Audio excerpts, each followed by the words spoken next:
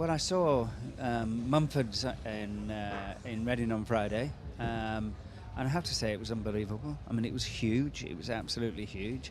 The crowd reaction was incredible, and I spoke to them afterwards. I mean, they thought it was the best show they'd ever played. It was great. It was absolutely fantastic. And then I saw Metallica last night. And I was astounded. It blew me away. I don't know how many times I've seen Metallica over the years. In fact, I saw them the very first time they came over and played at Donington Park. It was before it was Download then, and that was 100 years ago or so. I don't know. It feels like, but Jesus, they absolutely blew me away. And I didn't think it was possible to blow me away anymore. It was just fantastic. It was. The sound, the band, the presentation, it was incredible. So I haven't seen the Libertines. I'm dashing down to Reading to see the Libertines tonight.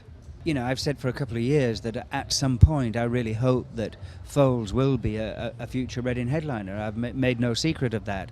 Will it be next year or will it be the year after? There's no decisions on that yet, no discussions on that yet. But Foals are an amazing band and they will be a future headliner. But there's a number of bands that I would say equally. Young Fathers, I actually think, will be a future headliner of Reading and Leeds Festival.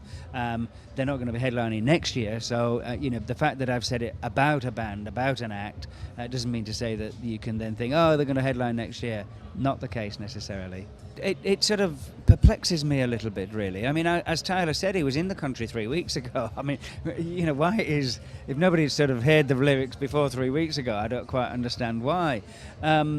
No, I mean, I think Tyler's a really important voice in terms of young people's culture at the moment, and it's a mega shame for us that that he isn't here this weekend. He's produced a nice little video, to apologise and things like that, but I don't understand the decision. It makes no sense to me.